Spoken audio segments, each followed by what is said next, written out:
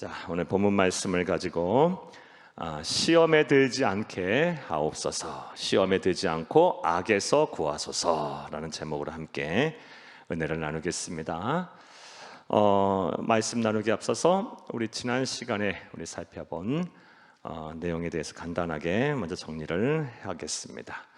지난 시간에는 우리 본론의 6가지 기도 제목 중에 5번째 기도 제목이고, 그리고 우리 자신을 위한 기도 중에서는 2번째 기도인 우리가 우리에게 잘못한 사람을 용서하여 준 것 같이 우리 죄를 사하여 주옵시고에 대한 말씀에 대한 강의를 했습니다.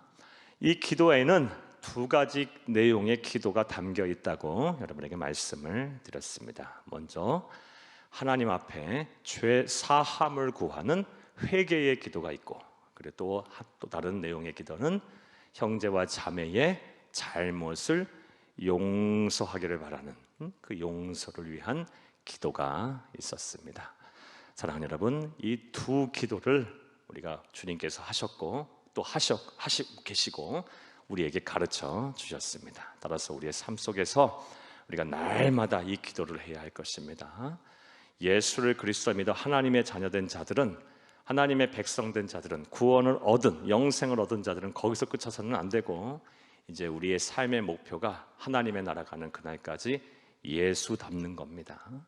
예수님의 성품 내 인격 되고, 예수님의 꿈이 내 비전이 되고, 예수님의 삶이 내 삶이 되고, 예수님의 사명이 내 사명이 되도록 날마다 우리가 거룩한 옷을 입기 위해서 날마다 하나님의 말씀 앞에 서고 또 기도하면서 우리의 죄를 회개해야 할 줄로 믿습니다. 이 기도가 있어야 하고, 특별히 우리 주님께서 말씀하신 대로 형제 자매를 용서할 수 있어야 돼요. 이 용서의 기도에 관해서는 이 주기도문 이후의 말씀 마태복음 6장 14절 15절에서 또 거듭 한 번 더 말씀을 하고 계십니다. 형제를 용서하지 아니하면 나 또한 너를 용서하지 아니하겠다라고 말씀하실 정도로 하나님이신 예수님께서는 이 용서를 하기를 간절히 원하십니다. 그러므로 우리가 날마다 기도해야 돼요. 이게 우리의 힘으로 안 되는 거예요. 우리가 어떻게 우리 안에 그러는 예수님 같은 마음, 예수님 같은 사랑이 있어서 우리가 형제자매를, 나에게 아픔을 주고 상처를 주고 내 눈에 눈물 나게 한 이 형제자매를 이렇게 속 시원하게 용서할 수 있겠어요? 이거 쉬운 일이 아니에요. 날마다 기도하면 우리 심령에 거하시는 성령님께서 우리 도와주셔서 용서하게 하실 것입니다. 할렐루야. 그리고 용서가 안 될 때에는 3가지 사실을 기억하라라고 말씀을 드렸습니다. 먼저는 저와 여러분이 하나님으로부터 더 큰 용서를 받은 죄인임을 기억해야 한다고 말씀하셨어요. 큰 죄를 용서받은 사람은 작은 죄, 작은 허물 용서하는 건 그리 어렵지 않아요. 날마다 이걸 기억하는 거예요. 우리가 더 큰 죄를 용서받아서 하나님의 자녀된, 도대체 우리가 누구이길래 하나님은 나를 사랑하시고 우리를 이렇게 사랑하셔서 자녀 삼아주시고 기도하면 응답하시고 우리가 이 세상 사는 동안 동행하시고 또 영원한 본향인 천국으로 인도하시나이까? 도대체 내 안에 무슨 선한 것이 있어서, 도대체 내가 뭐길래 하나님은 나를 위하여 용서하시며 십자가에서 죽으셨나요? 더 큰 은혜를 생각하면, 더 큰 용서를 생각하면 작은 용서할 수 있을 것입니다. 할렐루야. 그리고 말씀드렸다시피 용서는 우리 주님의 간절한 소원이다. 거듭 이렇게 말씀하시므로 우리 주님께서 용서하기를 간절히 바라셔요. 이것을 기억하면 우리가 주님의 마음을 헤아릴 수 있을 거예요. 그리고 우리 나를 위해서 힘들게 한 사람을 용서할 수 있을 것입니다. 그리고 또 어떤 사실을 기억하면 됩니까? 긍휼히 여기는 자는 긍휼히 여김을 받는다 그랬어요. 용서하는 자가 복을 받는 거예요. 복을 받고 싶으시면 용서하세요. 그게 하나님의 마음이고 하나님의 뜻이니까 이런 사실을 기억하면 우리가 우리 형제자매 허물을, 또 나를 힘들게 했던 모든 마음의 상처를 준 사람들을 용서할 수가 있을 것입니다. 할렐루야. 자, 이제 오늘 말씀에 대한 강의를 하겠습니다. 주기도문 본론의 내용으로서는 6가지 기도 중에 마지막 기도 이제 제목입니다. 시험에 들지 않게 하시고 악에서 구하소서. 이 기도입니다. 우리 6장 13절 말씀 한 번 더 읽겠습니다. 6장 13절. 우리를 시험에 들게 하지 마시옵고 다만 악에서 구하시옵소서. 여기까지만 읽겠습니다.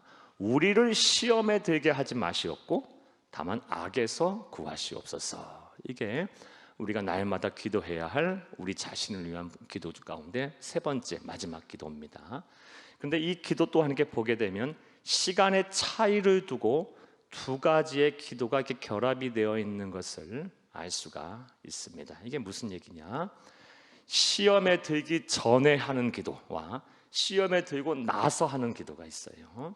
시험에 들기 전에, 시험 들기 전에 하는 기도는 내가 시험에 들지 않게 해달라고 기도를 해야 하고, 시험에 들고 나서는 악에서 나를 구해달라고 기도해야 할 줄로 믿습니다. 이 두 가지 기도가 이렇게 결합이 되어 있는 거예요. 시간의 차이 두고 비포 시험, 그 시험 전에 나를 시험에 들지 않게 해주세요 라고 날마다 우리가 기도해야 하고, 그리고 애프터 시험, 시험 후에는 이제 나를 악에서 구해달라고 기도해야 할 줄로 믿습니다. 자, 그럼 먼저 첫 번째 기도인 시험에 들지 않게 해달라고 기도해야 합니다. 시험 전에 해야 할 이 기도인데, 그렇다면 이 시험이라는 것이 뭘까요? 이걸 알아야 이제 우리가 여기에 들지 않게 해달라고 기도하겠죠. 성경에서는 이 시험에 대해서 크게 두 가지로 말씀을 하고 있어요. 성경에 나오는 시험 여러 가지 있을 수 있겠지만 내용적으로는 크게 두 가지로 구분하면 됩니다. 먼저는 하나님이 주체가 되셔서 우리에게 주시는 시험이 있어요. 하나님이 우리를 더 크게 쓰시려고, 또 우리에게 더 큰 복을 주시려고 하나님이 우리에게 주시는 시험이 있어요. 이건 영어로 테스트라고도 할 수 있고 또 트레이닝이라고도 할 수 있어요. 연단이라고도, 훈련이라고도 할 수 있어요.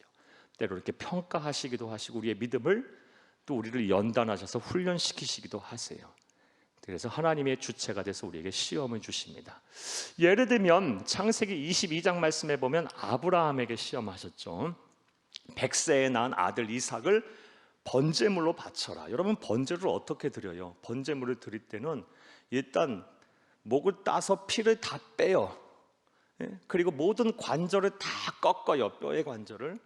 그리고 기름과 살을 다 발라내요. 그리고 불태우는 거예요. 여러분, 이걸 짐승에게 해도 끔찍한데 100세에 난 아들에게 그것을 하라? 이거 쉬운 일이 아니죠. 쉬운 일이 아니에요. 그런데 아브라함은 이 일을 행하려고 했어요. 그래서 하나님께서 감동하셨죠.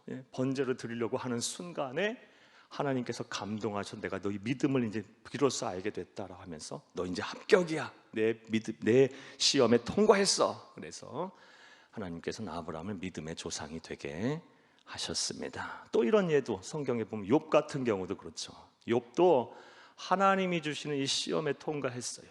이 테스트에 통과했어요. 그래서 나중에 욥이 이제 믿음으로 고백을 합니다. 우리 잘 아는 말씀, 욥기 23장 10절 말씀. 그러나 나의 가는 길을 주가 아시나니 나를 단련하신 후에 내가 순금같이 정금같이 되어 나으리다 라는 것이 믿음의 고백, 신앙의 고백을 합니다. 이렇게 성경에는 시험인 중에 하나님이 주체가 돼서 하시는 평가와 트레이닝이 있어요. 이거는 우리를 크게 쓰시려고, 더 큰 복을 주시려고 하는 시험이에요. 자, 성경을 보게 되면 또 다른 시험이 있는데 그 주체가, 이 시험하는 주체가 누구냐? 사탄 마귀가 주는 시험 또한 있어요. 이 사탄 마귀가 주체가 돼서 이 성도들을 쥐고 흔드는 이 시험이 있어요. 예를 들면 창세기 3장 말씀에 보면 우리 잘 아는 인류의 조상인 아담과 하와의 타락에 대한 말씀이 나오죠. 3장 1절 말씀에 하와에게 이 뱀으로 가장한 이 사탄이 접근해서 뭐라고 유혹을 합니까? 뭐라고 유혹을 해요? 하나님이 동산 중앙에 있는 나무의 실과를 과실을 먹지 말라고 했느냐 하며 유혹이에요. 유혹. 그리고 나서 또 3장 4절에서 5절 말씀에 무슨 말씀을 합니까? 만약에 네가 이 과실을 먹게 되면 너의 눈이 밝아져 하나님처럼 되어서 선악을 알게 되리라. 아주 달콤한 유혹을 해요. 예. 사랑하는 여러분, 이처럼 사탄이 주체가 돼서 시험하는 것은 미혹, 유혹이라고 하고 영어로는 temptation이라고 합니다. 이런 시험이 있어요.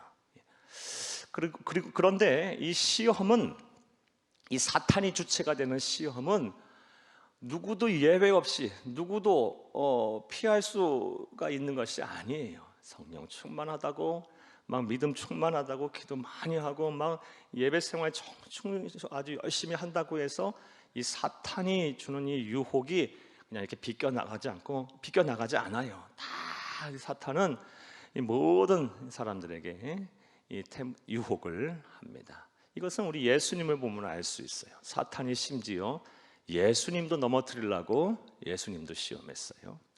마태복음 4장 1절에서 10절 말씀을 보게 되면 예수님께서 40일 금식을 하고 나서 누가 나타나요? 사탄 마귀가 와서 예수님을 시험합니다. 유혹해요. 템프테이션, 유혹해요.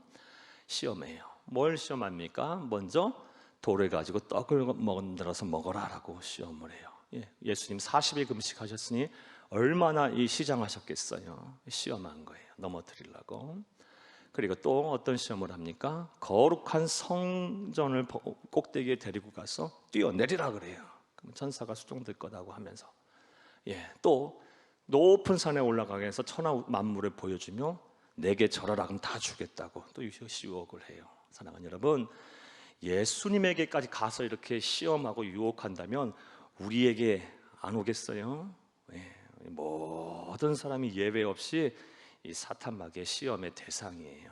때로는 광명한 천사같이, 때로는 우는 사자같이 막 달려들면서 우리를 막 유혹하고 시험할 거예요.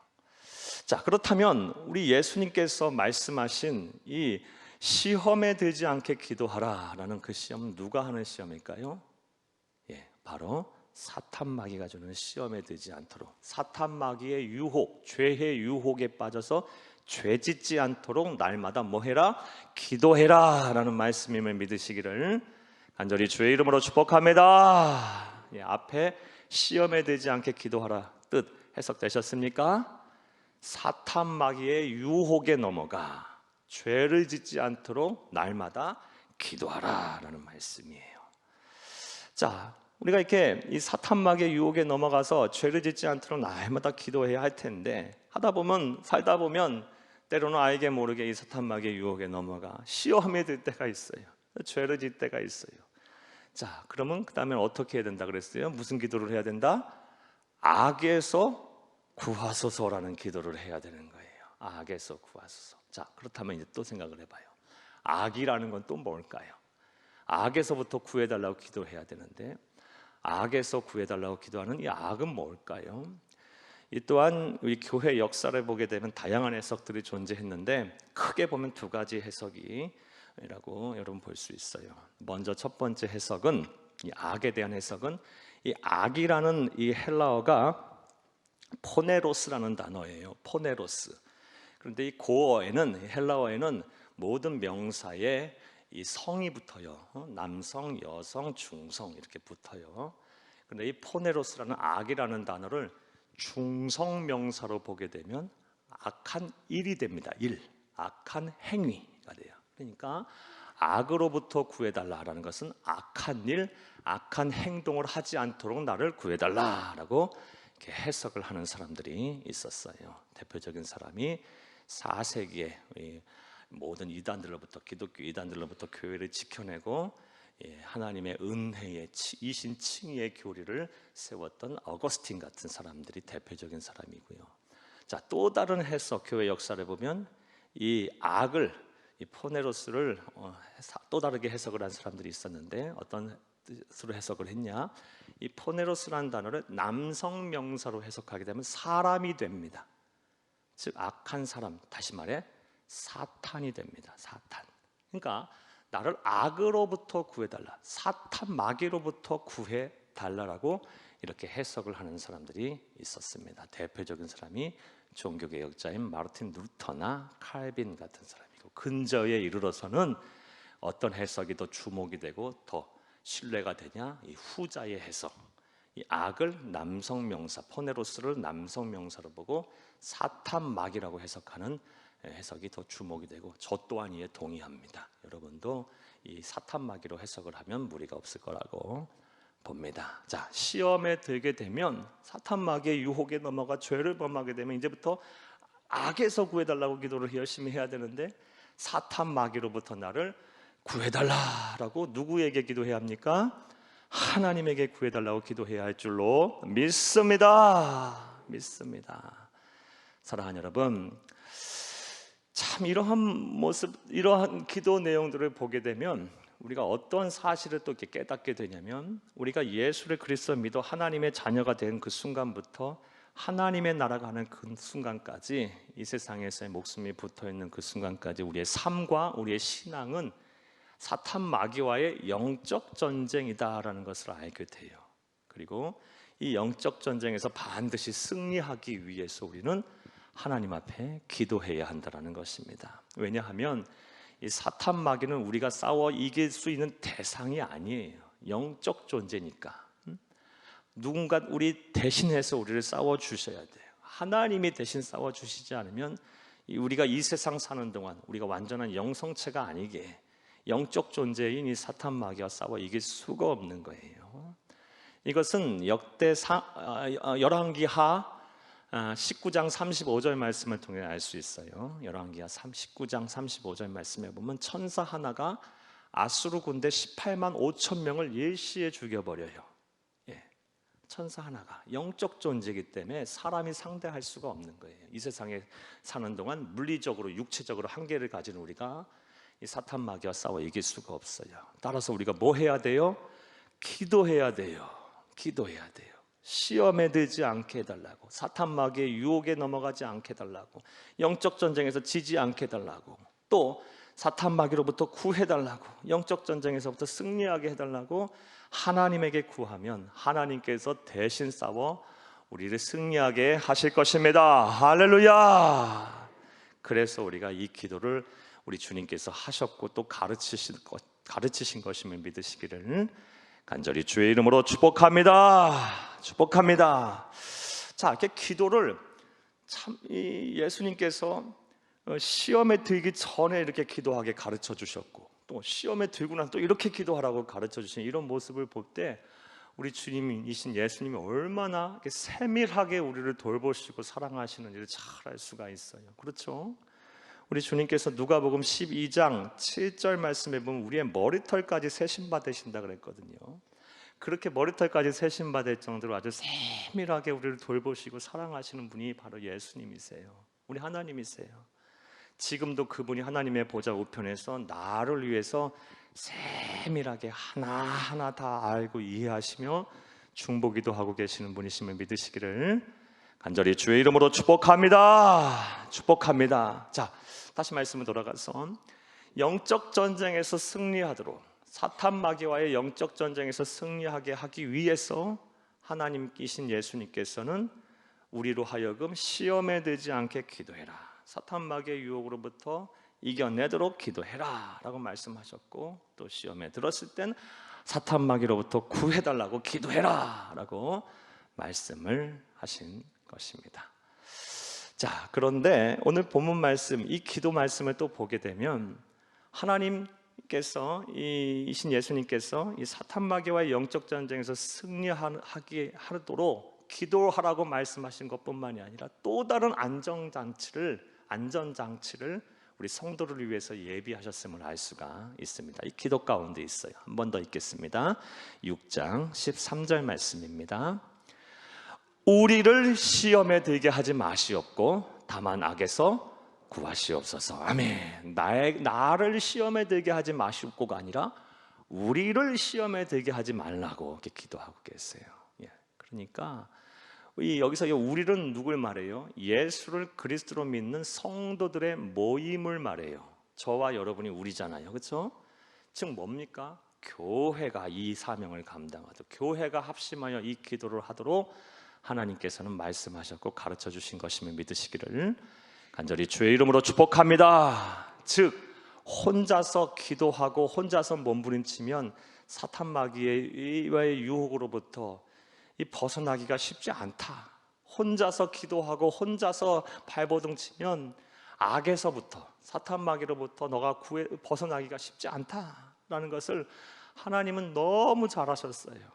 그래서 너 혼자 이름으로 기도하지 말고 우리가 돼서 함께 모여서 함께 교회를 이루면서 함께 기도하고 함께 예배하고 함께 교제하고 함께 사명 감당하게 되면 죄의 유혹으로부터 벗어날 수 있다.